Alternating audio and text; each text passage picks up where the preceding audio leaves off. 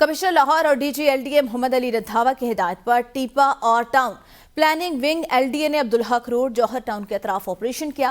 मुतअद्दिद अमलाक सीख और तजावजात को हटा दिया। मोहम्मद वसीम मजीद आगाह करेंगे। जी वसीम बताएगा।